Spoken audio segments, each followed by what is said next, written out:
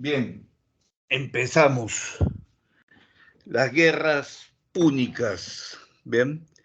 Eh, eh,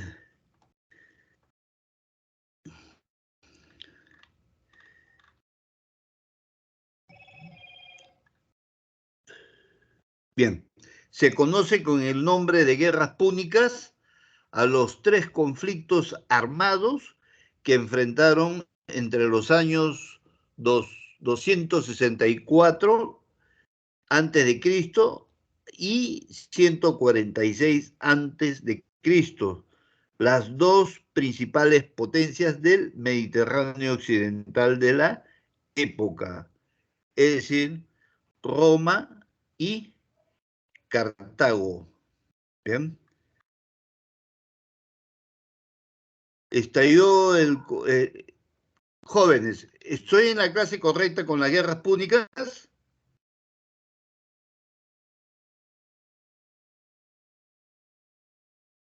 Jóvenes, alguien me conteste, por favor. Sí, profesor. Ya, o sea, la vez pasada hemos hecho la guerra del Peloponeso, ¿no? Ujú. Ya, la guerra del Peloponeso, ahora nos toca las guerras púnicas. Bien, Roma y Cartago. ¿Qué había pasado? Que el Imperio Romano era la potencia principal del mundo, pero Cartago había llegado a ser otra potencia en y era un imperio y un reino bicontinental, parte de Europa y parte del Asia. Bien, Cartago, actual Túnez, por si acaso, anótenlo en su papel, en su cuaderno de anotaciones. Bien, el estallido del conflicto influyó de gran manera para anexarse por parte de Roma Magna Grecia, que viene a ser el sur de Italia, ¿bien? Y eso permitió el expansionismo de Roma. Pero Cartago también estaba en parte de Europa y ellos defendían lo que eran sus intereses de territorios que ellos también estaban negociando y dominando económicamente, ¿bien? Pero respetaban a los pueblos vencidos, ¿bien? Roma se convirtió así en el estado más poderoso luego de imponerse en la guerra sobre Cartago, especialmente en el Mediterráneo occidental. Eso es un poquito de lo que es una breve introducción. ¿Bien? Eh, También hay que considerar que por parte de Roma, de la Magna Grecia, ocurrida a principios del siglo III antes de Cristo en Roma y Cartago por el dominio del Mediterráneo, se acrecentó. ¿Bien? No crean que era únicamente la disputa de cuál de los dos imperios iba a ser el que dominaría el mundo, sino de qué raza, porque detrás de los romanos estaban alineados griegos, estaban alineados grupos de interés económico, grupos como los grupos indoeuropeos, y por el lado de los cartagineses, que eran descendientes de los fenicios, era un pueblo semita, bien, estaban también judíos y árabes, y también algunos intereses que venían de la India, bien. Entonces, no crean que era una guerra únicamente entre dos imperios, sino entre varias potencias del mundo antiguo, bien. Entonces, vamos a ver lo que se llamaría lo que es el detonante de la guerra. En primer lugar, en las guerras púnicas sobresalen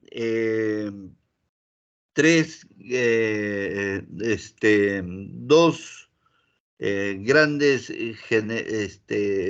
grandes generales, cuyo padre ella era otro general, el general Amílcar Barca, por parte de los cartagineses. Sus tres hijos eran Asdrúbal, el mayor, el otro era Mago, y estaba también Aníbal. De todos, el más brillante de todos esos militares y del mundo antiguo y hasta la fecha, según los militares profesionales, es uno de los generales más victoriosos porque durante cerca de 19 años, casi 2 décadas, se impuso sobre Roma y lo puso en posición de jaque mate, ¿bien? Porque todos creían que en la batalla sangrienta de Canas había destruido ya al Imperio Romano, ¿bien? Entonces, ¿cuál fue el antecedente principal del detonante de esta guerra? Fue que Túnez, que era el norte de África donde se ubicaba Cartago, tenía la influencia de los fenicios, que eran los grandes comerciantes del mundo. Se dice que Cartago vendría a ser algo así como lo que sería en Estados Unidos, Washington, New York, y otras ciudades importantes en cuanto a lo que es rueda de negocios internacionales, ¿ya? Superior a la misma Roma. Entonces los romanos sabían que estaban contendiendo con un gran imperio y un poderoso poder económico, ¿bien? Cartago no era un estado conquistado, sino un estado comercial, por lo que no se necesitaba grandes contingentes de soldados más que los puntuales para encontrarse en la guerra, ¿bien? O sea, ellos más que todo veían el aspecto comercial, ¿bien? Pero al ver de que necesitaban expansionismo militar, tuvieron que acudir a una lucha armada, como se dice, ¿bien? ¿Cuál fue la primera guerra púnica? Bien, toda esta guerra en realidad fue por el control del mar Mediterráneo y tener hegemonía en todos los mares de Europa, especialmente el mar Egeo, el mar Jónico y el Mediterráneo, pero más el Mediterráneo, porque era de fácil acceso para tener entrada de negocios hacia el sur de Europa y también al Asia y al norte de África. O sea que el que controlaba el Mediterráneo tenía el control del mundo antiguo. Bien, las primeras fases de la guerra se convirtieron en batallas terrestres en Sicilia y en el norte de África, pero a medida que avanzaba el conflicto se convirtió en una guerra eminentemente naval, ¿bien? Y ahí tenían la de ganar, ¿quiénes? Los cartagineses, toda vez de que eran descendientes de los fenicios. Y estos hombres habían heredado de los fenicios su arte comercial y también sus naves de guerra, ¿bien? Entonces, en esa época, la industria bélica y la ingeniería militar de Roma todavía no contaba con una armada y con barcos de guerra, pero solamente les bastó capturar y derrotar a una nave cartaginesa para que de inmediato la ingeniería romana, porque el ejército romano fue el primer ejército profesional del mundo, con soldados pagados, bien, remunerados, entonces eso hizo de que rápidamente tuvieran cerca de 200 naves marítimas, lo que acortó la distancia de su poderío naval. Bien, el conflicto fue costoso para ambos bandos, pero Roma se alzó con la victoria, conquistó las islas de Sicilia, obligando a retroceder a Cartago y hacer una rendición y una paz vergonzosa por un cuantioso tributo, y encima su ejército tenía que estar desarmado, lo que era prácticamente una humillación para cualquier ejército del mundo, era la burla de otros ejércitos, ¿bien? El resultado de la guerra desestabilizó tanto a Cartago que Roma le arrebató Córcega y Cerdeña. ¿Bien? Eso fue en la primera fase de la guerra. ¿Bien? Eso es el conflicto en sí de la primera etapa. ¿Bien?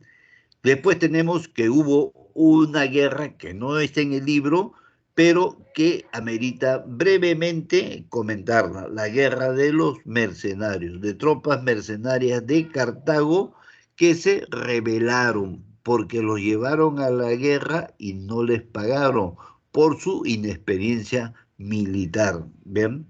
Entonces los romanos usaron una terminología en la cual a todos estos hombres, a muchos de ellos que eran esclavos, los prácticamente no les pagaron nada y estos fueron presa fácil de ser atrapados por los romanos. ¿Y qué hacían los romanos con los mercenarios y con todos aquellos esclavos que habían huido? Los crucificaban, ¿bien? Ahí tienen una imagen recreativa de lo que fue la crucifixión de los esclavos en la guerra de los mercenarios. Después tenemos la batalla de Sierra, ¿bien? Matón permaneció en la ciudad de Túnez, mientras Expedios, que era otro general, y el africano Zarza movilizaban al ejército de 50.000 hombres para enfrentarse a Amílcar Barca, que era un general muy prestigioso. Nunca perdió una guerra, fue el padre de Aníbal, de Asdrúbal y de Mago. Bien, entonces ellos prácticamente vencieron los cartagineses. Bien, después de un asedio, varios ciudadanos prefirieron suicidarse que caer en manos de los cartagineses. Bien, entonces los líderes rebeldes pactaron entonces con Amílcar Barca, entregándole a los oficiales más importantes para hacerse de el triunfo, ¿bien? Y después viene el sitio de Túnez, que era el lugar donde, el país donde ocupaban el imperio cartaginés. Esto es con la derrota de las tropas africanas, hizo que muchas ciudades regresaran al bando cartaginés, que es a los que históricamente les pertenecía. Amílcar Barca se dirigió a Túnez y lo puso en una ciudad bajo asedio, ¿bien? Pero el contingente de Amílcar Barca, el padre de Aníbal, es que su estrategia y su arte militar lo hicieron vencedor, ¿bien? Antes de ser atrapado, él prácticamente prefirió el suicidio, ¿bien? O sea, eh, agarró su caballo, lo espoleó, le tapó los ojos, porque el caballo nunca es tonto, nunca se va a tirar al abismo, igual que con Alfonso Ugarte, ¿bien? Lo taparon y los ojos y el caballo fiel sigue corriendo, corriendo y se fue prácticamente a un abismo de un río. Prefirió el suicidio que la vergüenza de ser atrapado y perder la deshonra militar. ¿Ven? Luego ya tenemos la Segunda Guerra Púnica. Amílcar Barca es el más prestigioso militar que vivió en esta época. Bien, en esta época Amílcar hizo una gran osadía. Se dio cuenta de que los romanos siempre ganaban en su territorio, pero sacarlo fuera de su territorio no, iban a tener problemas. Bien, entonces, ¿qué hizo? Hizo una proeza militar que ningún ejército del mundo lo había hecho. Cruzó con una gran cantidad de elefantes, se dice que fueron 200 elefantes, de los cuales llegaron vivos 70, otros dicen que fueron 40, pero lo cierto es que llegaron a cruzar los gélidos Alpes, ¿bien? Entonces, eso fue un duro golpe para Roma, porque nunca esperaban que un ejército los iba a atacar por el norte, que estaba protegido por la región de los Alpes. ¿Ven? Entonces, ahí es cuando libran varias batallas y varias victorias cartaginesas. Por ejemplo, la sangrienta batalla del lago Trasimeno, donde Aníbal también demuestra su gran oficio militar y su astucia y su gran estrategia, arrinconándolos a los romanos en todo su ejército hasta irse hacia abajo. Y abajo estaba el río esperándolo. ¿Ven?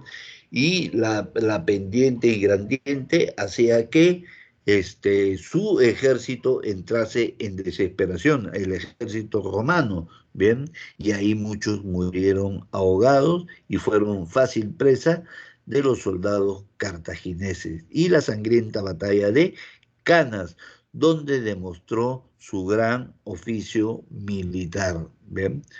Y luego vienen otras batallas y finalmente viene la batalla de Samma, ¿bien? En la cual fue una victoria final de Roma en la guerra. Eso fue dirigido por Escipión el Africano, ¿bien? Llamado así por sus brillantes campañas militares en el África. Fue el único cónsul que adoptó el nombre de una provincia romana, que era el África. ¿Ven?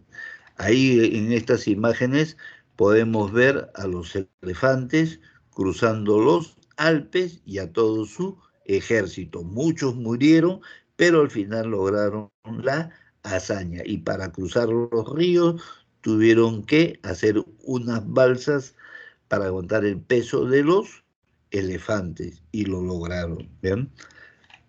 Ah, aquí tienes más detallado ya lo que es la Segunda Guerra Púnica, bien, por si acaso ahí está la forma brillante como alineó en forma de una cuña y media luna, a pesar de que tenía inferioridad numérica, ahí demostró su gran oficio militar. Los romanos iban yéndose hacia el centro y los demás los acorralaron, pero tenían unas escuadras de caballería que aparentemente habían huido del combate, porque el ejército romano, muchos dicen que era alrededor de 100.000 soldados, ¿bien? Porque tras la sangrienta batalla de Canas, todo el mundo daba por perdido a Roma, ¿bien? Incluso los terratenientes y los hombres de la nobleza romana pagaban cupos de guerra para escapar de Roma. Los historiadores de otros imperios decían ya esto es el fin de Roma. Sin embargo, su lugarteniente le dijo a Aníbal, marchemos hacia Roma y en 5 días estará cenando en el Capitolio, o sea, en el Palacio Real. ¿Ven? Pero Aníbal quería ver humillado a todo su ejército, ¿ven? Y ver cómo sometía al pueblo romano. Eso le costó que los romanos pagasen una gran cantidad de dinero y, ojo, eso permitió que en 2 años aglutinasen soldados desde los 12 años hasta los 60 años y hacer un numeroso ejército que combatió en la batalla de Sama. ¿Bien? En esta batalla de Canas, aquí demostró su gran fortaleza militar, Aníbal. ¿Bien? Hay un video ahí que dura 5 minutos, sería bueno que lo vean para que vean cómo era la osadía militar de Aníbal. Luego tenemos la Tercera Guerra Púnica, Bien, después de la derrota en la batalla de Zama, que fue en Cartago, Cartago se recupera y nuevamente es potencia. Es como decirte, poner el ejemplo de los alemanes, ¿no? Originaron dos grandes guerras mundiales, dos veces la perdieron, dos veces totalmente destruida Roma, perdón, Alemania, y dos veces el milagro alemán. Se rearma y vuelve a iniciar otra guerra. ¿Ven? Así igualito, por, por tercera vez, Cartago se vuelve nuevamente potencia. Y en el Senado, en un vibrante discurso, Catón se da cuenta de ese crecimiento económico y militar y dice: Cartago tiene que desaparecer, ¿ven? Dando una orden militar y la aprobación de el Senado. Y encarga a Escipión Emiliano a pelear y imponerse sobre Aníbal y lo derrota, ¿bien? Pero Aníbal no muere en batalla, logra escapar, ¿bien? Y durante cerca de 20 años la sombra de Aníbal seguía siendo, que te digo, el cuco y el fantasma que asolaba a Roma. Incluso cuentan algunos historiadores que muchas madres le decían a sus hijos: si no tomas la sopa, va a venir Aníbal, porque la historia lo tenía presente, porque Aníbal había derrotado a cuánto ejército romano se le había enfrentado. ¿Ven? En la batalla de Salma la perdió porque no fue él al encuentro, sino lo tuvieron que llamar para defender a Cartago.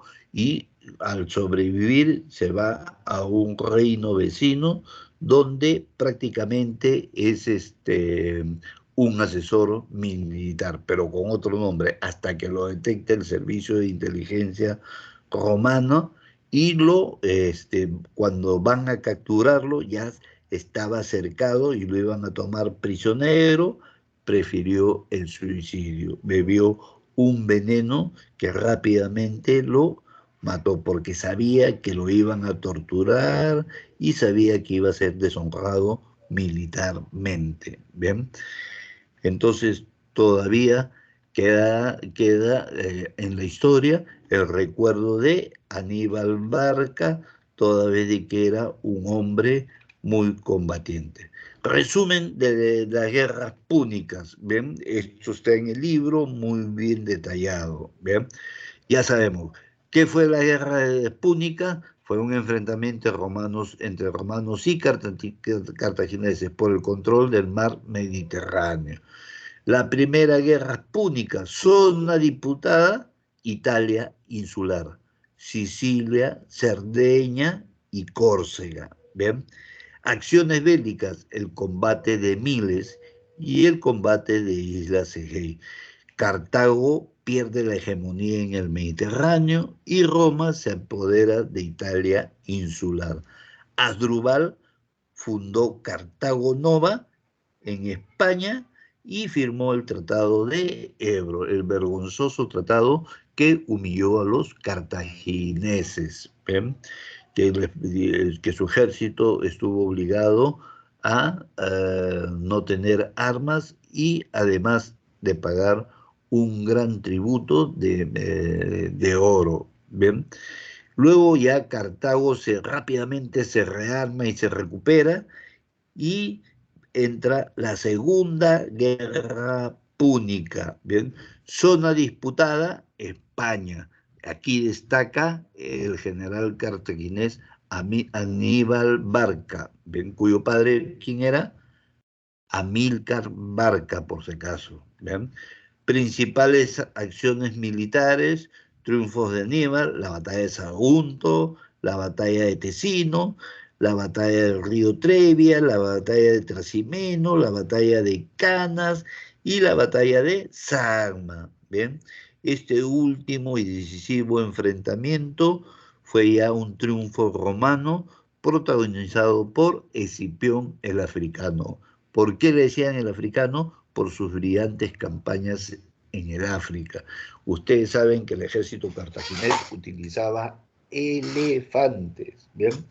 Y esta vez en la batalla de Zama, los cartagineses también llevaron elefantes, pero Escipión más mosca contrató soldados mercenarios que eran expertos matando a los elefantes en la guerra, bien, con flechas y lanzas, y los elefantes cuando están heridos se alocan y desconocen a sus amos, comienzan a matar a su mismo ejército, y esto resultó un boomerang contra el ejército cartaginés. A partir de ese momento ya Cartago prácticamente estaba herida de muerte, ¿ven? Seguía siendo una mera provincia romana obligada a pagar tributos, sus mujeres y sus hombres obligados a ser esclavos, ¿bien? Y luego ya viene la tercera guerra púnica. Cartago se recupera, volvió a convertirse en una pequeña potencia comercial, ¿bien? Y en una provincia romana se trata de liberar, ¿bien? Porque eso lo habían impuesto tras la Segunda Guerra Púnica. Y ahí es cuando el senador Catón en el Senado se da cuenta del peligro del crecimiento como potencia que tenía Cartago y dice, Cartago debe ser destruida, ¿ven? Cartago debe desaparecer. Y entonces, en el año 146 a.C., Escipión Emiliano, ojo, no es Escipión el africano, sino Escipión Emiliano, destruye Cartago, luego la convertiría en una potencia romana. Pero, ¿qué hicieron con la mayor parte del país de Cartago? Prácticamente la destruyeron toditito por completo, ¿ven? Sus campos agrícolas prácticamente lo destruyeron y encima para que no florezca ningún tipo de agricultura le metieron 10 metros de cal, ¿bien? Para que no florezca en su territorio agricultura alguna, ¿bien? Simplemente convertirlos en un pueblo que tributase en base a un comercio, pero de transacciones más fáciles, ¿bien? Consecuencias de la guerra púnica. Esto no está en el libro, pero te pueden tomar en el examen, ¿bien? Las consecuencias de las guerras púnicas. Cartago dejó de existir a nivel político como Estado autónomo, ¿bien? Y también fue destruida como ciudad-estado y dejó de ser una amenaza para Roma, ¿bien? Otro que Roma llegó a ser dominante en todo el imperio romano y un total de 5 provincias que se habían ganado al cabo de años, Sicilia, Cerdeña y Córcega, que fueron parte del conflicto, así como Hispania, bien, y parte de el África y Macedonia, fueron reinados al servicio de Roma, ¿bien? Otras consecuencias de las guerras púnicas es que la clase política de Cartago prácticamente fue corrompida, ¿bien? Muchos hombres producto de la guerra, se habían incendiado varias ciudades de Roma. Muchos de sus pozos de agua habían sido envenenados. ¿Ven? Ese es el producto de la guerra. Luego tenemos que sus campos agrícolas también estaban totalmente quemados y no producían, ¿ven? Y entonces muchos terratenientes o hombres que tenían sus grandes porciones de tierra tuvieron que venderlas a bajo precio. O sea, los ricos se hacían más ricos y los pobres más pobres. ¿Por qué? Porque aquí los hombres ricos compraban grandes tierras a bajo precio, ¿bien? ¿Y qué hacían los terratenientes? Para sobrevivir tenían que enrolarse al ejército para tener un lugar donde dormir y comer, ¿bien? Y también la clase media dejó de ser clase media y se convirtió en clase popular, ¿bien? Y la clase popular se convirtió prácticamente en una forma de mendicidad, ¿bien? Dejaron de ser pueblo y se convirtieron en populacho, ¿bien? O sea, estaban mendigando para poder sobrevivir. Y eso trajo por consecuencia que hayan guerras civiles por el hambre y la miseria y por el grado de corrupción que estaba afectando a la república de aquella época. ¿Bien? Aquí pueden ver los testimonios de lo que es la cerámica cartaginesa y también algunos detalles que van a ver más abajo respecto a lo que eran Cartago, bien, como cultura. Ahí tienen un video recomendado de lo que es Cartago, ¿bien? Un ratito, ¿eh?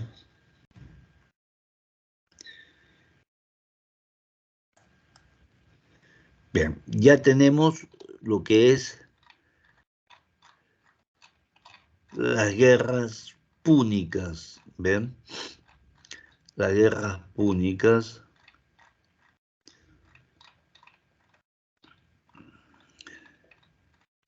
Y ahora vamos a ver lo que es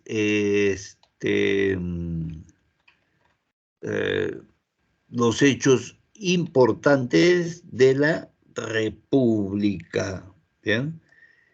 Aquí en esta parte de la lectura tienes cronología de la antigua Roma, ¿bien? Desde sus inicios, de la monarquía hasta la república y el imperio, desde su fundación, ¿bien? Y lo tienes con imágenes de lo que son la monarquía como de la República Romana, todo lo que sucedió. Algunas cosas que no están en el texto de CEPREVI como valor agregado académico, año tras año, ¿bien? Los hechos más importantes, las leyes más importantes y todo lo que pudiera haber afectado a Roma y haber permitido también su expansión. Ahí tienes los mapas correspondientes a lo que era Roma y su expansión, ¿ya? Y luego en la otra parte tienes un segmento de lo que fueron la crisis y las guerras civiles bastante detalladas, ¿ven? Y luego tenemos los levantamientos de Espartaco, lo que originaron las guerras civiles, el primero y segundo triunvirato también. ¿Ven? Aquí lo tienes todo bien detallado. ¿Ven? Y al final tienes tu video correspondiente. ¿Ven? Ahora, vamos a ver los hechos importantes de la República. Tenemos a Tiberio Graco, que dio la ley agraria, que limitó los latifundios y repartió las tierras a los pobres. ¿Ven? Y luego sucede su hermano Cayo Graco. ¿Ven? ¿Quiénes fueron los hermanos Gracos? ¿Ven? Como les dije, una de las consecuencias de la República es que Roma entró en un estado de perversión y también de corrupción. ¿Ven? Entonces, ¿eso qué originó? Que el pueblo se vuelva populacho, ¿ven? Y los esclavos también estén al borde de la miseria. Muchos ya ni sus amos los querían mantener porque no tenían ni para darles un plato de comida. Así, Roma había sido vencedora de la guerra púnica, quedó prácticamente debilitado. ¿Ven? Pero surgieron reformadores que buscaron mejorar la república, que estaba prácticamente herida de muerte. Prácticamente Roma entró en un periodo de corrupción total en su clase gobernante, ¿bien? Y surgieron reformadores que quisieron mejorar las leyes, pero fueron asesinados. Dos de ellos fueron los hermanos Graco, que eran plebeyos que habían llegado a ser cónsules, ¿bien? Y entonces Tiberio Graco dio la ley agraria que permitió a los latifundios y repartió la tierra a los pobres. Pero ¿quiénes eran los dueños de los grandes latifundios? Eran patricios, y los patricios eran los únicos que podían ser senadores. Entonces el Senado conspiró y lo terminaron asesinando. ¿Bien? 10 años más tarde surge otro plebeyo, o sea, otro representante de la plebe, el tribuno del pueblo, lo que le llamaban, ¿bien?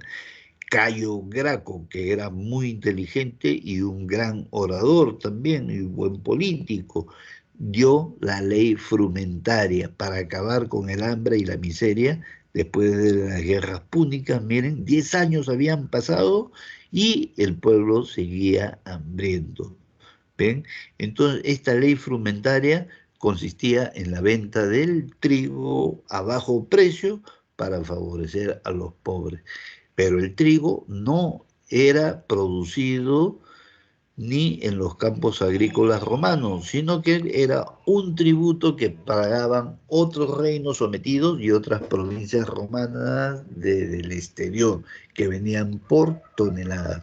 ¿Y quiénes eran los que administraban y monopolizaban el control del trigo? También eran los patricios y los senadores. Al final, los dueños de estos monopolios terminaron asesinándolo por pretender hacer reformas en contra de la corrupción generalizada de Roma. Encima, Roma tiene un conflicto con un pueblo vecino y hace la guerra contra Yugurta. Venció Roma, ¿ven? Y luego tenemos la primera guerra civil entre Mario y Sila. Mario era representante del Partido Popular y Sila era miembro del Partido Senatorial. ¿Bien? Y al final, ¿quién venció? Venció Sila. Pero antes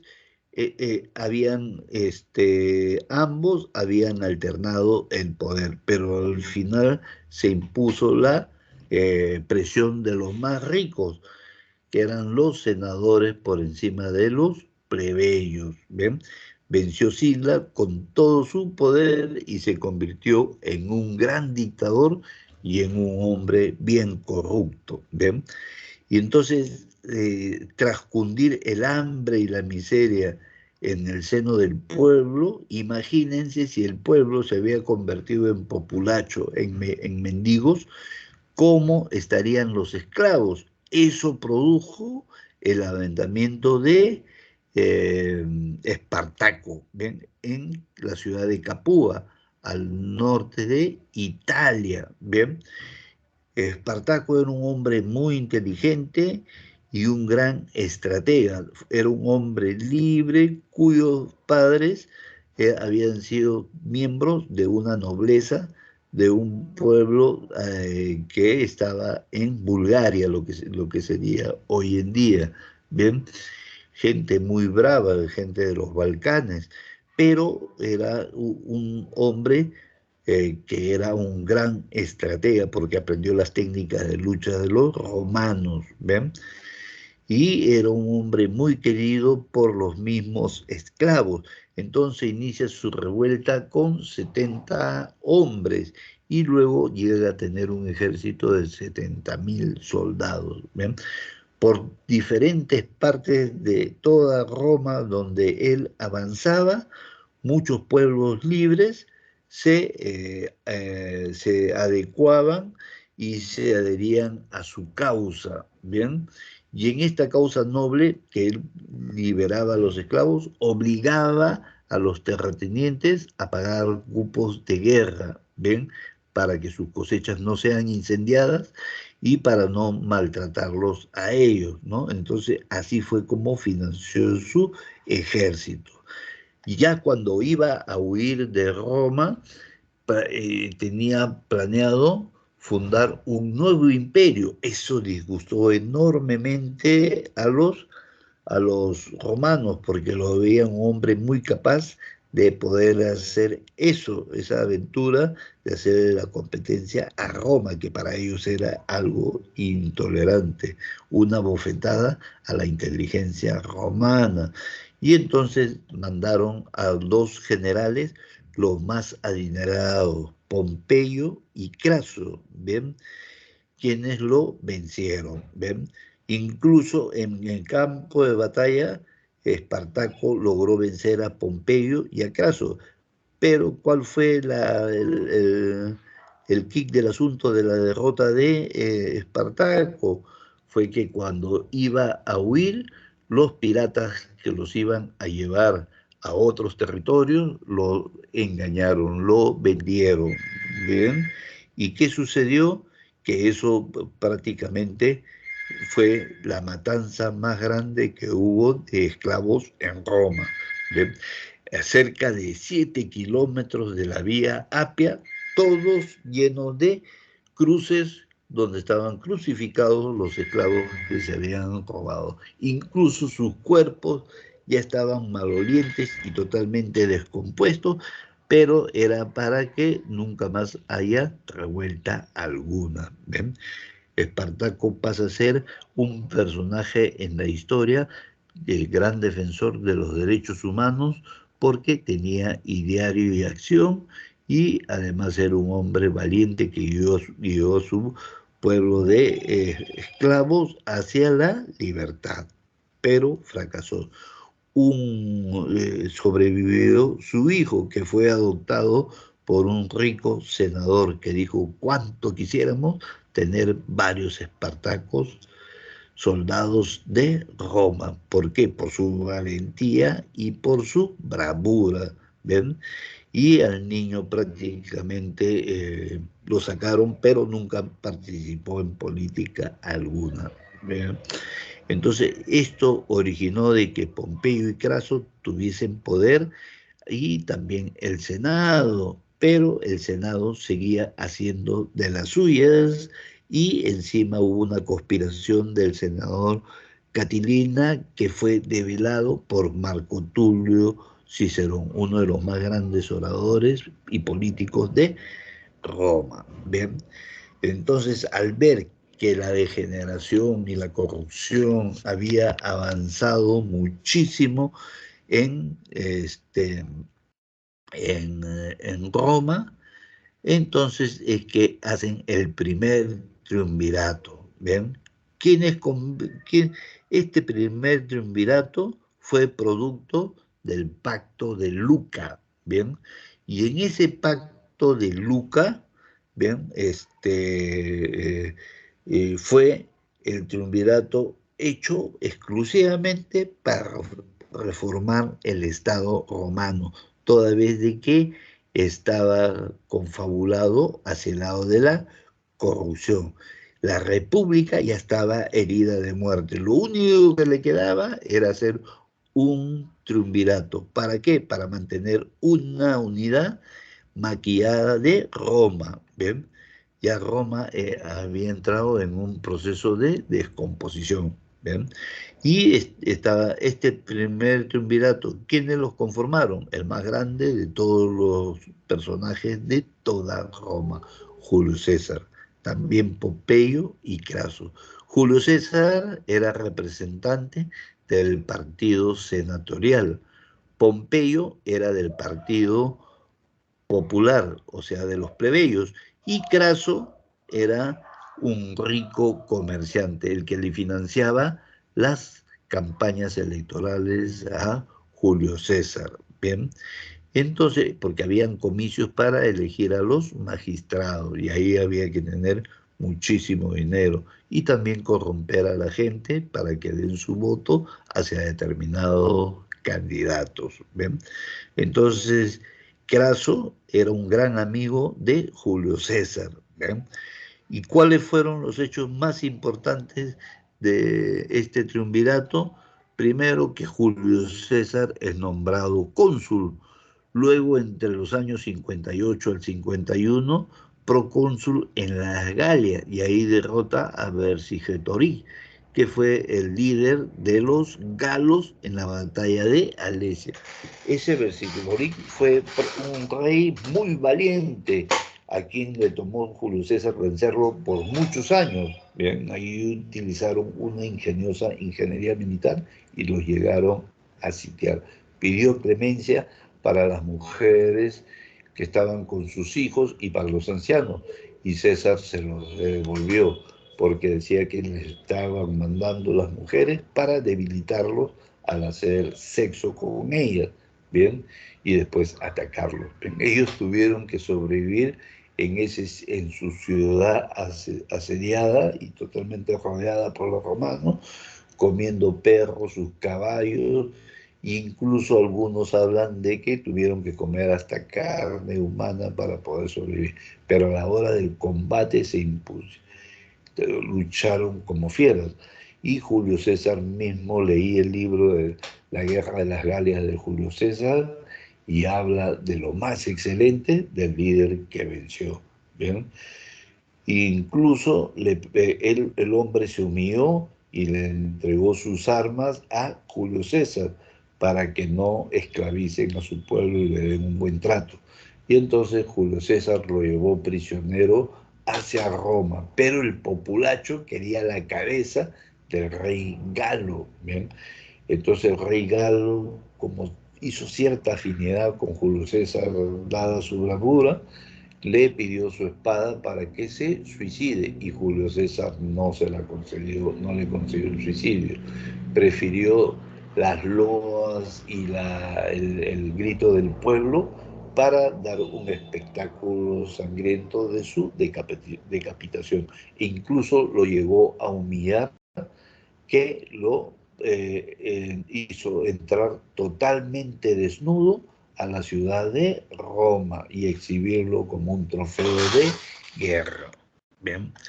Y ahí finalmente fue decapitado. ¿Bien?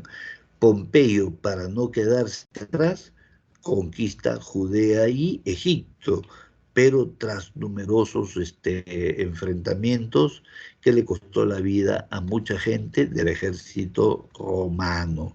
Luego Craso, el amigo de Julio César, conquista Siria, pero fallece cuando luchaba contra los partos, que también era un imperio poderoso y un reino bastante guerrero. Pompeyo en Roma se une al partido senatorial, lo cual prácticamente era el partido de Julio César, y entra a una alianza de conspiración para destituir, y lo destituyen a Julio César. Bien, y esto obliga a Julio César a regresar, y así se inicia la Segunda Guerra Civil, todo por el poder. ¿Bien? Julio César y Pompeyo se enfrentan en la batalla de Farsalia. ¿Quién venció? Julio César. Bien, pero Pompeyo entra en pánico y se refugia en Egipto, porque sabía que Julio César era un bravo guerrero, pero allí es asesinado por el faraón Ptolomeo. Bien, Ptolomeo era de la dinastía de los macedonios que Alejandro Magno había implantado tras su conquista en Egipto. Bien, entonces Julio César destituye al faraón y nombra en su lugar a Cleopatra, de quien estaba enamorado. Le mandó hacer una estatua proclamándola diosa de Egipto. Egipto, ¿bien? Y ella era prácticamente una jovencita de 21 años, mientras que Julio César tenía 51 años de edad, era un chibolero, ¿bien? Y entonces eso enfureció al Senado, ¿bien? Que ya miraba con unos ojos de que Cleopatra prácticamente lo había hechizado a Julio César, ¿ven? Porque la gente en aquella época todavía era muy supersticiosa. Entonces, Julio César es nombrado tras ese, ese clima político como uno de los mejores políticos de toda Roma. Se dirige al Asia Menor y ahí es donde vence en Farnacés. Y luego ya después del triunfo en Farnacés, va al Senado romano y ahí da un vibrante discurso que comienza diciendo, vini, vidí y vencí. ¿Qué significa? Vine, vi y vencí, para demostrar la arrogancia y la simpleza con la que había conquistado a varios pueblos rápidamente, demostrando que era un gran estratega militar y el único que podía salvar a Roma. ¿Ven? Mientras que sus socios del triunvirato habían, todos habían tenido muchas dificultades para conquistar otro reino y acabar mal. ¿Bien? Entonces Julio César aprovecha esa oportunidad, él y sus partidarios, y es nombrado dictador perpetuo, o sea, senador vitalicio de por vida hasta su muerte. ¿Bien? Y establece el calendario juliano que rige hasta hoy. ¿Ven? Entonces, ¿eso qué originó? Que originó que la envidia de los senadores romanos que todos querían ser cónsules, prácticamente tendrían esa facilidad para llegar a tener el cargo de Julio César. Eso originó que una conspiración que la llegaron a realizar en los siglos de marzo, ¿bien? Por la cual en esta conspiración estuvieron los senadores Casio, Décimo Bruto y Marco Bruto, que eran sus sobrinos, a quien él los había adoptado como hijos, ¿ven? Entonces, a su muerte, Julio César prácticamente muere el hombre más brillante y más importante de toda Roma, ¿bien? Y al ver la muerte de Julio César, quien sale despavorida y huye en un barco hacia Egipto es Cleopatra, ¿bien? Y allí Cleopatra es prácticamente acosada y asediada por el ejército romano. ¿Qué pretendían? ¿Qué objetivo tenían? Conquistar a Egipto y someterla como provincia romana. Ahí nos quedamos un ratito, un descanso de unos 3 minutitos, por favor, ¿ya? Todavía me estoy recuperando. Nos quedamos en el segundo triunvirato. Un ratito, por favor.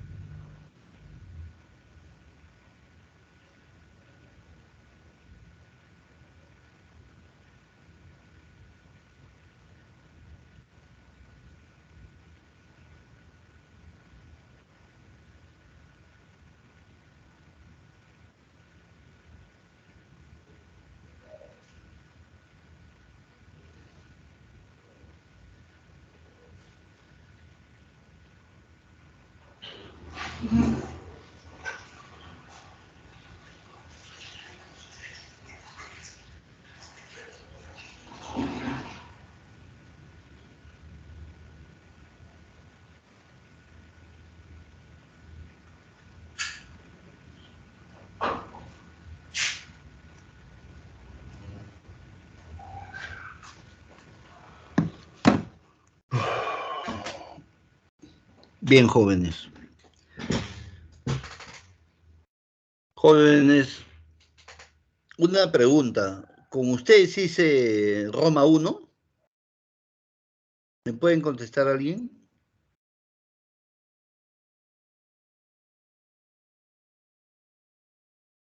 Jóvenes, ¿me escuchan? Sí, profesor. Sí hicimos, ¿no? Ya. Eh, Van a disculpar que he estado con COVID y me estoy recuperando. Bien, ahora tenemos el segundo triunvirato, ¿bien? Estuvo conformado por Marco Antonio, Octavio y Lépido, porque hubo una crisis tras el asesinato de Julio César. Muchos dudaban incluso hasta del mismo Marco Antonio, que era su general más brillante y su brazo derecho de Julio César. ¿Bien? Entonces, aquí podemos visualizar de que lo nombran a Marco Antonio porque tenían que dar con el paradero y con los asesinos de Julio César, que representaba pues prácticamente, era como decir Pericles en la antigua Grecia. Para lo que es Roma es Julio César, ¿bien? Por su grandeza de poder, por su gran locuacidad y sobre todo porque había combatido en más de 9.000 batallas y nunca perdió una sola batalla por su gran valentía, su estrategia y su intenso amor a Roma, porque hizo muchas reformas en favor de Roma, ¿bien? Y una gran contribución al mundo de la política y de lo que eran las contribuciones de lo que sería la, las magistraturas romanas, que fueron un gran ejemplo para el mundo actual hasta hoy. ¿Bien? Entonces lo nombran así a Marco Antonio, Octavio y Lépido. ¿Bien? Octavio era el más joven de todos ellos, era su sobrino que prácticamente era como su hijo de Julio César, a quien lo había nombrado como prácticamente su sucesor. ¿Bien? Eso era la propaganda que hacía Octavio y que había corrompido a una virgen de la religión de Roma, a una vestal, ¿bien? Que quien llegó a declarar de que ella había presenciado el momento exacto en que Julio César pedía que en caso de que de muerte o de desaparición de su persona fuese Octavio el que sería su sucesor y el otro era Lépido. ¿Bien? Entonces tenemos el segundo triunvirato, ¿bien? Que acabó con el poder de los asesinos de Julio César. ¿En qué batalla? En la batalla de Filipos, ¿bien? Donde había un ejército bastante rebelde que ya prácticamente no solamente era la rebeldía contra Julio César, sino también contra la República Romana, que prácticamente ya estaba totalmente corrompida. Y ahora con la muerte de Julio César, prácticamente daban por destruido ese sistema político que no le había hecho nada bien a Roma en particular en los últimos 100 años. ¿Bien? porque por todo lado era corrupción. ¿Bien? Lépido es nombrado sumo sacerdote. ¿Por qué? Porque tuvo olfato político. ¿Bien? Él dijo, aquí va a pasar algo, y se retiró de la política al hacerse nombrar sumo sacerdote, manteniendo una cuota de poder importante, porque Roma podía ser pagana, podía ser pecaminosa, corrupta, pero en el fondo también era un pueblo bastante religioso. ¿Bien? Entonces se retira de la política y deja el campo abierto a Marco Antonio y a Octavio. ¿Bien? Octavio gobierna el Imperio Romano de Occidente, mientras que Marco Antonio gobierna la parte de Oriente, entre ellos Egipto, que era prácticamente su centro de poder económico y militar. Ahí es donde Cleopatra, después de haber estado en los brazos de Julio César, no tenía moral alguno y seduce a Marco Antonio. Bien, todos los días les daban su desayuno, su almuerzo en unos platos de plata, bien, y tenedores de oro, y hacía que estos se los lleven prácticamente Marco Antonio y sus generales y su estado mayor, ¿bien? Y agarraba las joyas y y todo lo que era gran parte del tesoro, del patrimonio de Egipto. Bien, ella vilipendió y prácticamente ella misma malgastó y el erario de Egipto lo estaba empobreciendo con tal de mantenerse en el poder. Bien, y eso, ¿qué hizo? Que Marco Antonio se llegue a casar con Cleopatra. Era por un interés político y militar. Marco Antonio para empoderarse del imperio más rico que tenía en sus manos Roma, y Cleopatra para sobrevivir políticamente, porque había muchos senadores que querían asesinarla y conspiraban contra ella, que era un peligro para toda Roma. La creían una mujer hechicera que acudía a los artes de los sacerdotes y utilizaba ritos mágicos para seducir a los gobernantes de Roma. Se valieron de una serie de recursos de propaganda y del juego sucio de la política. Ella también no era una santa, ella era una mujer psicópata, ¿bien? Asesinó a su hermano menor, Ptolomeo, que tenía 12 años de edad, y a varios de sus familiares para que no pretendiesen arrebatarle el trono, ¿bien? Y ella no era nacida en Egipto, ella era nacida en Macedonia, paisana de Alejandro. Por eso que ella protestó cuando los romanos incendiaron parte de la biblioteca de Alejandría, ¿bien? Y aparte, eso sí, tenía bastante cultura y un poder de persuasión extraordinario, pero en el fondo solamente era una superviviente político. ¿Bien? El Senado autoriza a Octavio, tras esa coyuntura política de Cleopatra y de Marco Antonio, a hacerle la guerra al general Marco Antonio. Y surge la Tercera Guerra Civil, que terminó con el combate naval de Actium o Asio también, ¿eh? Por si acaso con doble C, anótenlo por ahí, porque muchas veces en los exámenes toman esa pregunta, bien, que acabó en el combate de Actium o Asio, en el cual venció Octavio. ¿Qué había pasado?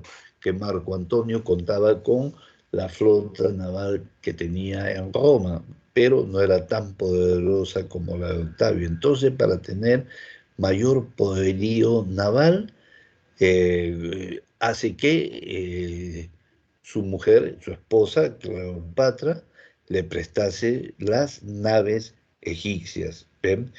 y los romanos siempre atacaban al corazón de la batalla, o sea, al centro de la batalla. ¿Bien? Y es impactada la nave de Marco Antonio. Marco Antonio, entonces Cleopatra, que divisaba el campo de batalla desde lejos ayudada por una especie de largavistas que todavía no se inventaban, entonces se da cuenta de que la nave de Marco Antonio había sido incendiada y completamente destruida. Bien, y Cleopatra hace retroceder todas las naves de Egipto, bien, dejándolo solo al ejército, a la flota naval de Marco Antonio, traidora, una mujer traidora con su esposo, pero ella creía que había muerto Marco Antonio. Marco Antonio había sobrevivido porque era un gran nadador y salvó la vida. Y ve cómo su mujer lo traiciona en pleno combate cuando él más lo necesitaba. Humillado él, sobrevive, llega a Puerto, donde Cleopatra hace una arenga a su ejército y dice: hemos vencido y hemos derrotado al cobarde de Marco Antonio. Marco Antonio tenía, quería tener el honor de morir combatiendo, bien, especialmente con, por esa traición que había tenido con su esposa y que lo había humillado públicamente ante su ejército querido, que era el ejército romano. Bien, entonces al darse cuenta de la traición, nadie le quería dar batalla, porque eso fue la orden de Octavio, de que no le den el honor de matarlo, querían capturarlo vivo, bien, para humillarlo públicamente.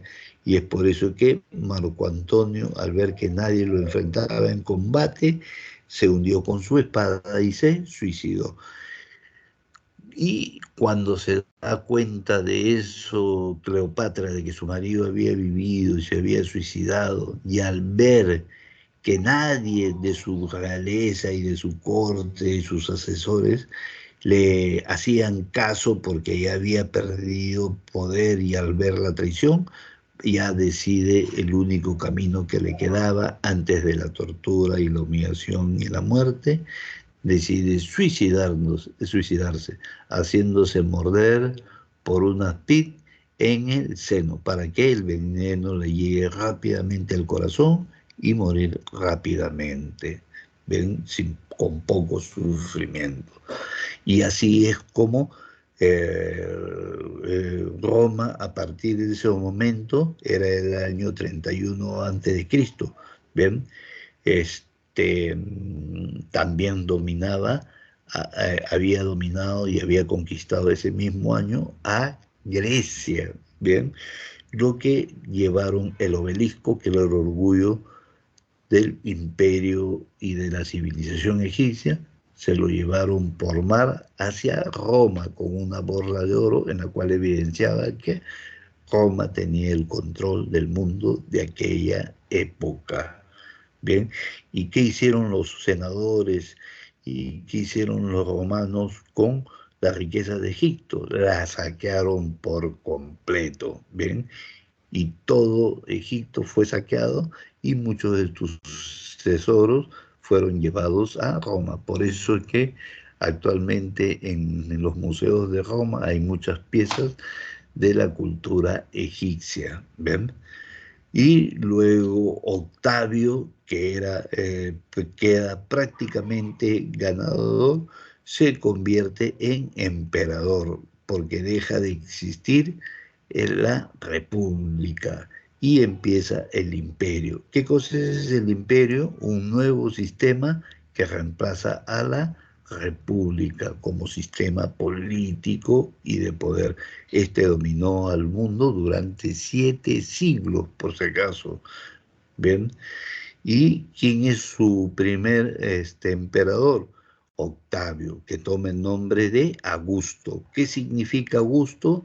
divino o bendito. Bien, si tenemos que decir quiénes son los principales gobernantes de Roma, en primer lugar destaca Julio César, y en segundo lugar, también por su grandeza de poder y por los reflejos que había heredado de su tío Julio César, sería Augusto. Bien, y Augusto es el primer emperador. Justamente en su época de gestión como emperador nace Jesús. Fue la época también de resurrección, de los milagros de Jesús. Fue la época de el renacimiento de las artes, de las letras, de las ciencias, conocido como la paz romana. Bien, que cuando tú estabas conversando y estabas en una discusión y estaban a punto de agredirte, un momentito, estamos en la paz romana. Bien, que fue una época de grandeza y prosperidad en la arquitectura, el arte, la cultura y también en su economía. Nunca Roma había tenido tanto esplendor como en la época de Augusto, ¿bien? Que había hecho los ideales de Julio César de Roma. Ya después los sucesores de Augusto resultan ser unos corruptos de primera, porque el poder pervierte y corrompe. Comienza la dinastía Julio-Claudianos con Tiberio. En esa época muere Cristo, ¿bien? Tiberio era un emperador malvado también, puso mano fuerte y a sus enemigos políticos los llevaba a la isla de Capri, de la cual era dueño, y ahí tenía una gran mansión en la parte más alta de la isla. Y desde ahí arrojaba al, a sus enemigos políticos y a sus víctimas al abismo, donde lo esperaban los tiburones que los terminaban por devorar y comérselos, muchas veces vivos y heridos. ¿Ven? Quien vio estos espectáculos desde muy niño fue Calígula, Cayo César Calígula, el hombre del derroche fiscal. Este fue un hombre muy pervertido, era insano mental, ¿bien? Al igual que Nerón. Era un hombre cruel, excedido en maldades. Se llegó a casar con una de sus hermanas y con las tres de sus hermanas tenía relaciones sexuales. A su hermano menor de 12 años de edad lo violó públicamente, ¿ven? Y después lo mató, ¿ven? Era un hombre que tenía muchas perversiones sexuales, museos eróticos, y era un sibarita y un hedonista de primera. Todo era placer sexual, ¿ven? Incluso se han encontrado naves, los arqueólogos marinos, que datan de la época de Calígula y que llevaban su distintivo de oficial con el membrete de la propiedad de Calígula. ¿Ven? Era un hombre que cuando iba a un matrimonio en público humillaba al novio y entraba primero él a la luna de miel con la novia, ¿ven? Y después en una oportunidad introdujo su puño en el recto de un soldado que lo terminó matando de dolor. Eso fue lo que enervó a su corte pretoriana, los soldados y oficiales que lo cuidaban y hacen una conspiración de muerte. Ya Calígula en esta fecha arrojaba a sus víctimas para ser devorado por la fiera, por el placer de verlo y de sonreír, ¿bien? Y también tenía grandes delirios de persecución, además de que ya había llevado al Senado a su caballo. ¿Cómo se llamó su caballo? Incitatus, a quien lo quiso proclamar cónsul en el Senado, para obligar al Senado. Insensato se hizo llamar Dios, ¿ven? Pero cuando salía del Coliseo, después de haber visto un espectáculo sangriento, donde había humillado a sus víctimas, lo cosieron a punta de puñaladas todos los soldados pretorianos por haber humillado a un oficial de su guardia pretoriana. Ese mismo día de la muerte de Calígula, toda la guardia pretoriana fue a la casa de Calígula y le dieron muerte a todos sus descendientes, ¿bien? Para que no existan huellas de su perversión, ¿bien? Quien ama a sus hijos, a sus mujeres, todo, ¿no? A sus familiares más cercanos. El único que quedó vivo fue Claudio, que después sería emperador. ¿Por qué Claudio? Porque Claudio era, según muchos historiadores, y esto no lo digo yo, no crean que es una novela ni ficción, esto lo cuenta Suetonio en la vida de los 12 Césares, que justamente ayer lo estaba leyendo para contarles la historia. ¿Ven? Eh, eh, este, lo denominan a Claudio como un emperador cruel e imbécil e incapaz, pero no crean que era imbécil ni incapaz, sino que pegaba la de tonto. ¿Por qué? Porque encima era feo, eh, era rengo, cojeaba y era medio jorobado, ¿ven? Y encima tartamudeaba y baboseaba cada vez que hablaba. Pues ya prácticamente era para los romanos un imbécil. Y entonces la guardia pretoriana lo vieron fácil de manipular porque hacía caso a todo, ¿ven? Y lo encontraron encerrado y todo asustado y lo nombraron emperador de Roma, pero no crean que era tonto, porque él había sido educado por los griegos, ¿bien? Y los griegos más cultos. Entonces, ¿qué pasa? Que los Roma habían conquistado a los griegos, pero los griegos conquistaron a los romanos por su ciencia, por su filosofía y por su gran cultura. ¿Bien? Entonces, Claudio en las noches leía los manuscritos griegos y romanos y encima escribía encerrado en su cuarto con una velita de noche, ¿bien?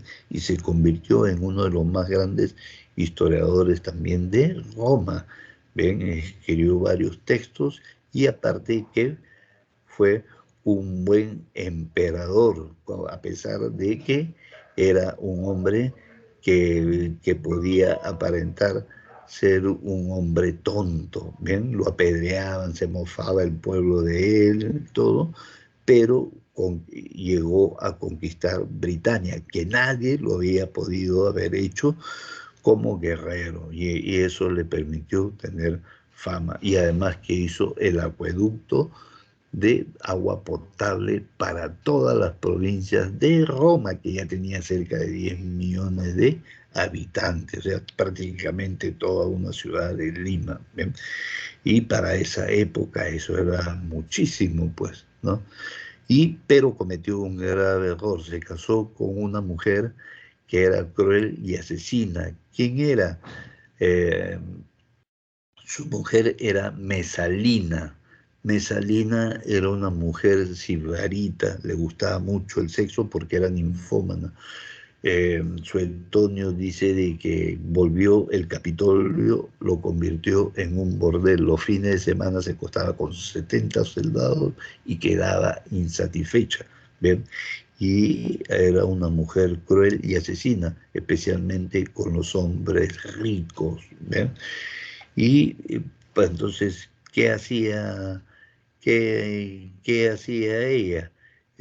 A los finales de años de su vida ya estaba vieja y cansada y tenía sentimientos de culpa y ya había escuchado hablar de los cristianos y de la existencia del infierno, que era lo que más le preocupaba. Y para tener una compensación en su vida, adopta a una sobrina como su hija. ¿Quién era? Agripina. ¿Y saben lo que hizo Agripina, su sobrina? De Mesalina terminó asesinando a su madre adoptiva, ¿no? Y también envenenó al emperador Claudio. ¿Para qué? Para que suceda en el trono su hijo predilecto. ¿Quién era su hijo predilecto? Nerón, otro desgraciado. Nerón fue un hombre mucho más cruel que el mismo Calígula, ¿bien? Y arrojaba a las víctimas ante el Coliseo para ser devorado por las fieras, y hacía una serie de perversiones. Entre ellos mató a patadas a su madre, ¿bien? Mandó asesinar también a a sus maestros, que fueron Séneca y Burro. Las enseñanzas morales y de Séneca son extraordinarias, les recomiendo que lo lean, está en internet, ¿bien? Y Nerón era un hombre pervertido al máximo, ¿bien?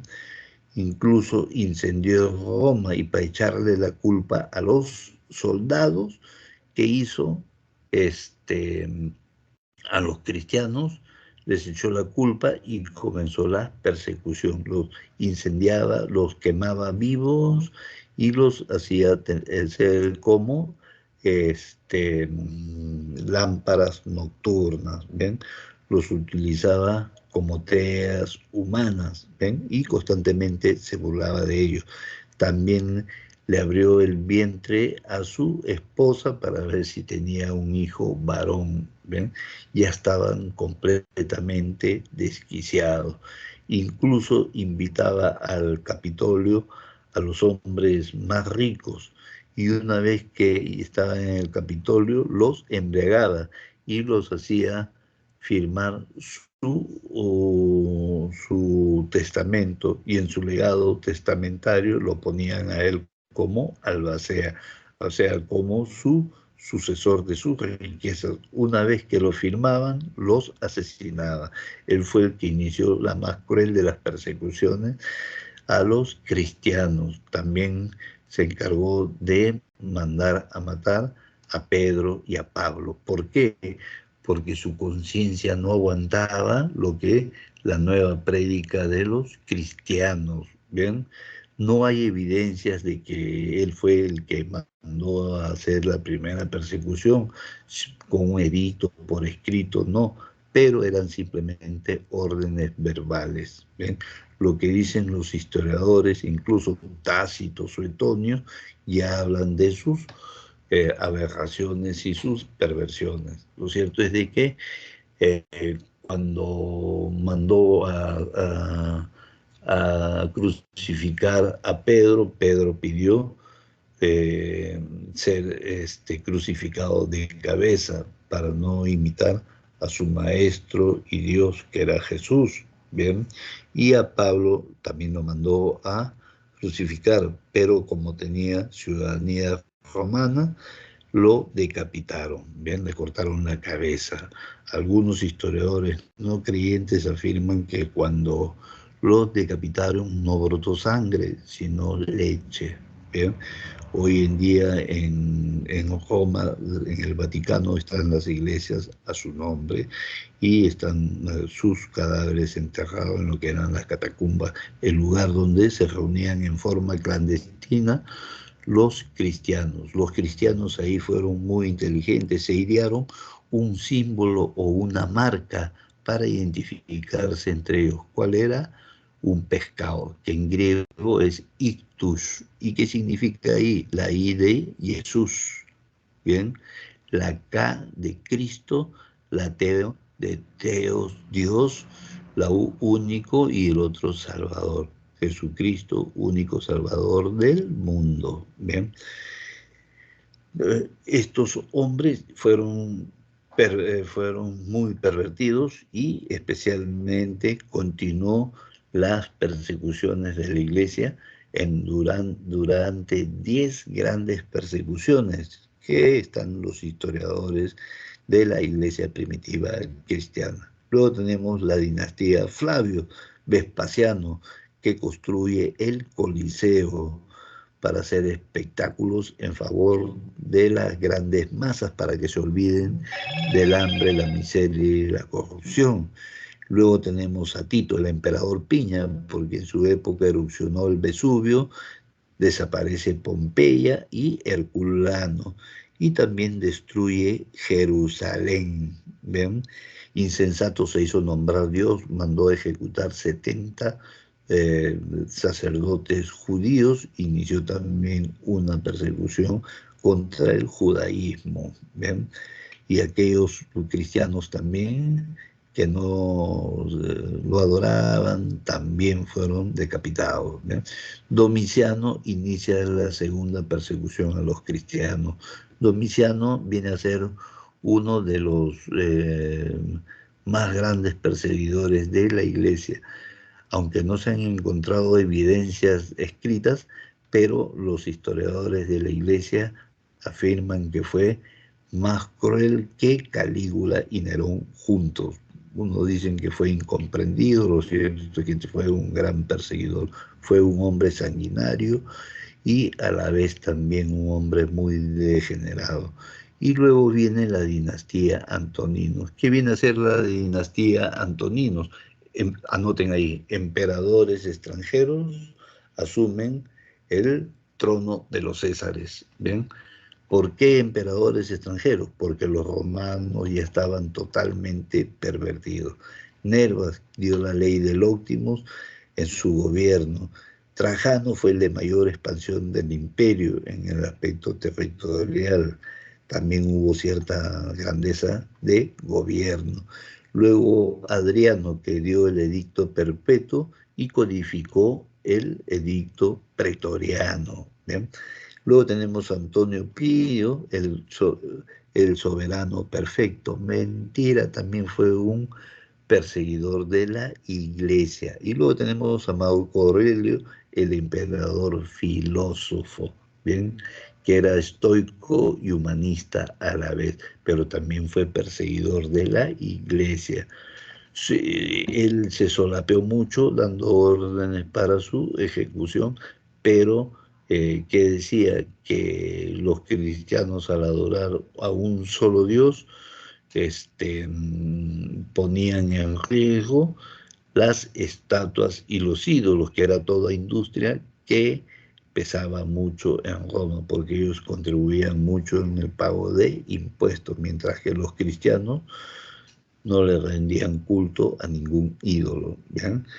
Y luego tenemos a Cómodo, que murió asesinado por incompetente. Luego viene la dinastía Severos, hasta Caracalla, que dio ciudadanía romana a los hombres libres. ¿Tú crees que se las dio gratis? No, se las entregó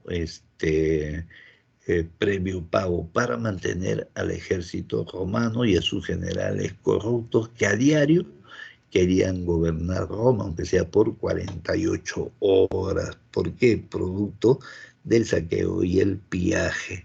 Luego tenemos a Helio Elijóbalo, Alejandro Severo, y comienza una anarquía militar.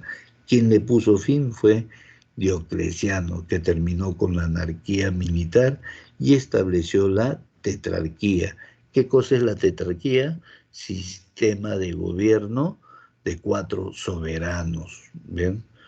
2 Césares y 2 Augustos. ¿Para qué lo hicieron esta tetrarquía de 4 soberanos?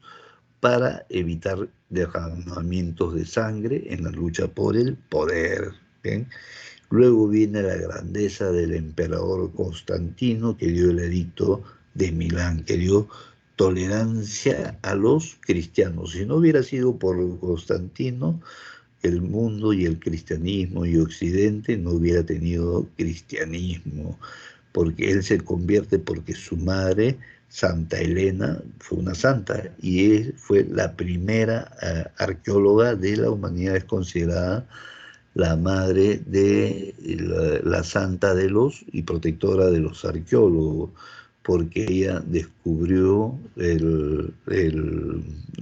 la cruz, la lanza y también los clavos que eh, que sirvieron para la crucifixión de Jesús en la cruz.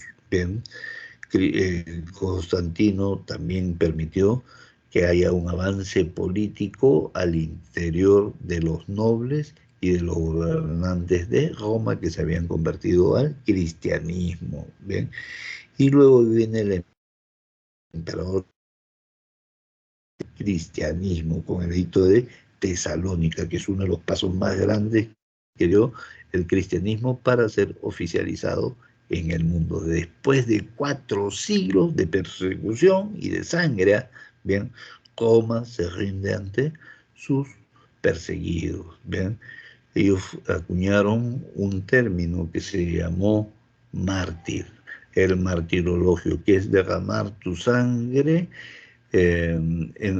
sin abjurar de tu fe en Cristo Jesús. ¿Ven? Eso era martirologio, primer término que se acuña en la historia con la persecución de los cristianos. A la muerte de Teodosio, el reino de Roma, su civilización, el imperio queda dividido entre sus 2 hijos, Arcadio, que le correspondió el imperio romano de Oriente, y Honorio, el imperio romano de Occidente. Y el último emperador romano fue Rómulo Augustulo, llamado Augustulo. ¿Por qué Augustulo? Porque era un niño, tenía 12 años de edad, quien fue destronado por Odoacro, líder de los Selus, que se hace coronar rey de Italia. ¿Bien? Y ojo, lo perdona a Rómulo Augusto y lo deja vivir en un exilio. ¿Ven? Pero a partir de ese momento los obispos de la iglesia interceden porque tenían una gran chamba que era cristianizar y evangelizar entre los bárbaros, y entre los bárbaros luego surgirían reinos que luego serían países, potencias de Europa. ¿Bien? Luego tenemos el legado de la cultura romana. Como se lo dije al inicio de lo que es la introducción de Roma, Roma recibió la influencia de etruscos y griegos para enriquecer su religión y cultura romana. ¿Bien? En el idioma, el latín se difundió en todas las conquistas y predominó en todas las provincias de todo el imperio, pero la lengua griega tuvo su arraigo en las provincias diferentes, o sea, entre la gente más culta. ¿Ven? Y el latín es la base de varios idiomas actuales, entre ellos el español. En las letras sobresalen en oratoria Marco Tulio Cicerón con las Catilinarias, en historia el más grande historiador de Roma, que es Tito Livio, Julio César con los comentarios de las Galias, Plutarco, Vidas Paralelas, un libro extraordinario, Tácito, la vida de Agrícola, historia y anales, donde también versa sobre la existencia y las persecuciones de la iglesia y de los inicios del cristianismo. Suetonio, la vida de los 12 Césares o los emperadores locos de Roma. ¿Bien? Luego tenemos a Plinio el Joven con las cartas. Y en poesías destacan Virgilio, Bucólidas, Georgias, la Eneida, Horacio con las odas y Ovidio con el arte de amar, las metamorfosis. En filosofía destacan Séneca. Les recomiendo a todos los estudiantes que ya cuando pase todo lo del examen de admisión o de su ingreso, estudien a Séneca. Es como que estudiaras prácticamente también a un escritor de la Biblia, especialmente sus enseñanzas morales. ¿Ven? Marco Aurelio en los pensamientos y Tito Lucrecio con la naturaleza de las cosas. ¿Y cuál fue el máximo legado que nos deja Roma al mundo? Es el derecho romano. ¿Bien?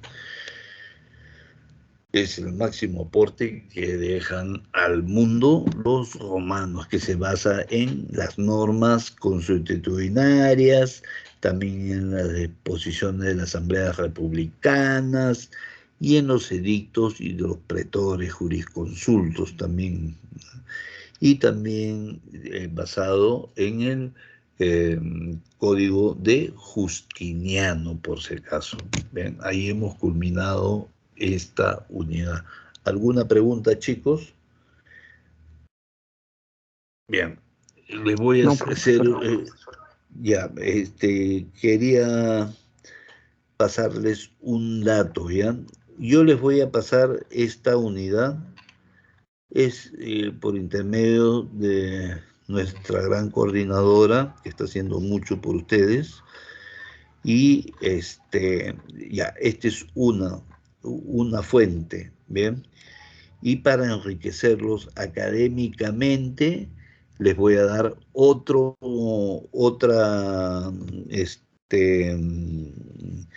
lectura de lo que es Roma, pero ya más ampliado en lo que es el legado cultural.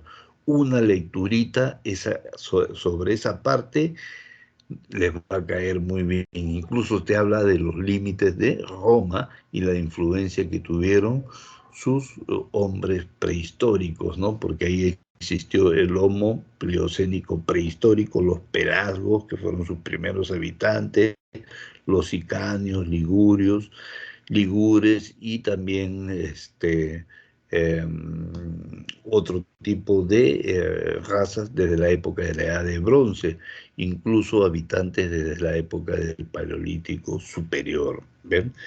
Entonces, Roma estuvo bien protegida por los Alpes, los Gelios Alpes, y también eso es al norte, y después rodeado de mares, lo cual decía una gran defensa para su escollo de una posible invasión de un ejército extranjero. ¿Bien? A ver, saquen su cuestionario, por favor, chicos, aunque creo que Unidad Roma no me ha llegado, o si me ha llegado, después les hago. ¿Cuándo es el examen, ah? Chicos, ¿cuándo es el examen? El Nos 29, dijeron que profesor. el 29. Ya. Si es que hay tiempo, me gustaría hacerles un breve repaso, aunque sea de 10, 15 minutos. Ese es con la venia de su coordinadora. Bien, a ver, un ratito, ¿ya? Voy a ubicar la separata.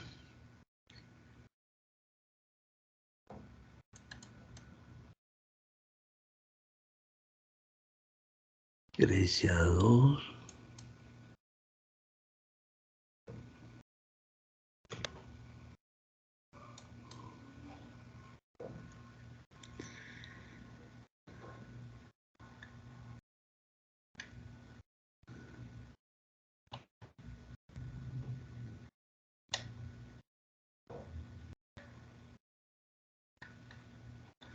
Chicos, se los paso después, pues, en un ratito, ¿ya?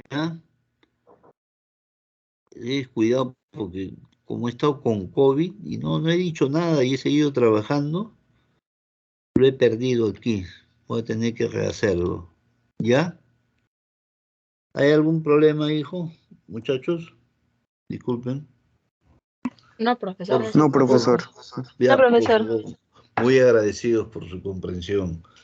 Especialmente, y yo también me felicito porque a pesar de todo el malestar que he tenido y que todavía lo mantengo, sigo bregando. Ese es el cariño a los estudiantes y a los,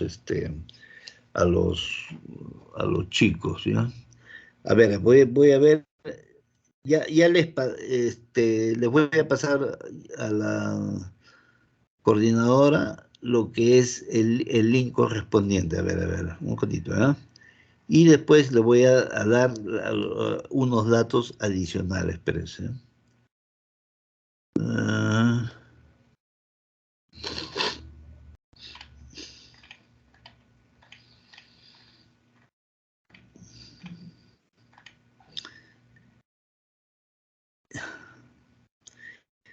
Saco lo ubico rápidamente el link de la coordinadora, nuestra coordinadora, porque tiene ahí la Virgencita, de la cual yo también soy devoto. Ya está. Ya se los envié. Ahora les voy a pasar otro datito, ¿ya? Un ratito. Hay tiempo, hay tiempo, hay tiempo. Dándole tiempo y sacarle el jugo a todo lo que es su educación, todo lo que es educación, cultura, es una buena inversión. Un momentito, por favor.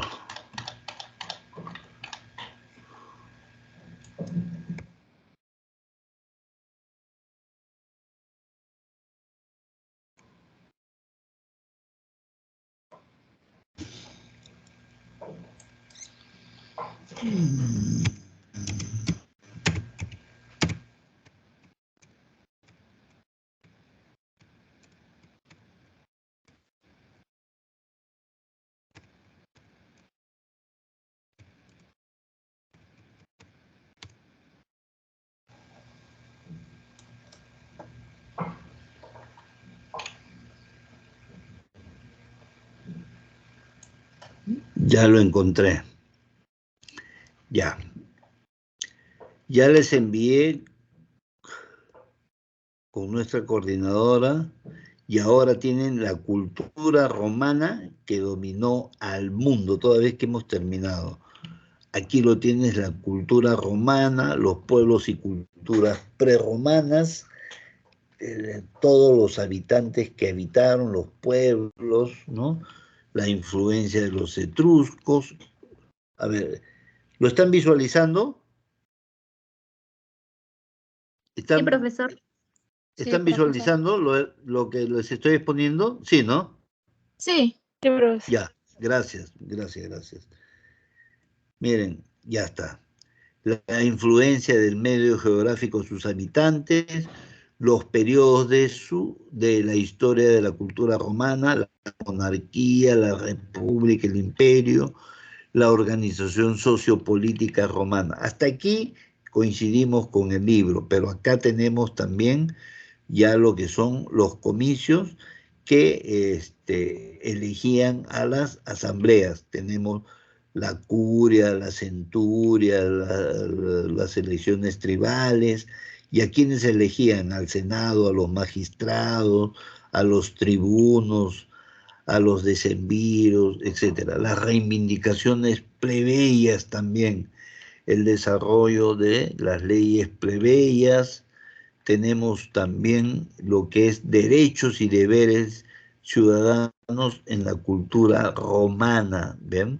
Especialmente la influencia del derecho romano. Lo tienen de una manera más amplia que en el mismo texto de ese previo. O sea, eso ya cabe al profesor dar los pasos necesarios, ¿ven?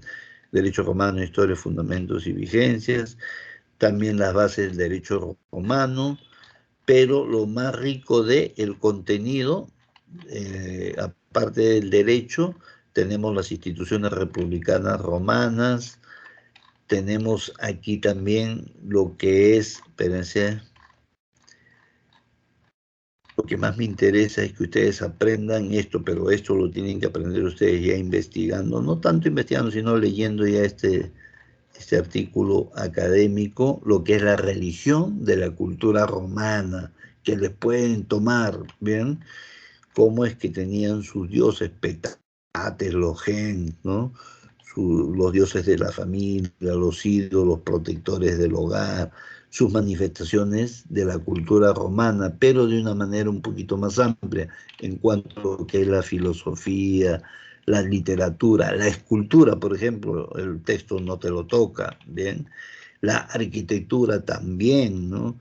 Inventaron, por ejemplo, los arcos del triunfo, los obeliscos, ¿bien?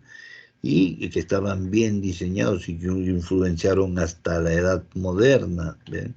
Junto con la arquitectura griega, esto es el arte clásico, ¿ven?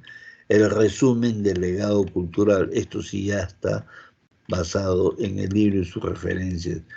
Y para los que quieren un poco de recreamiento y documentales como ayuda, también pueden ver los videos.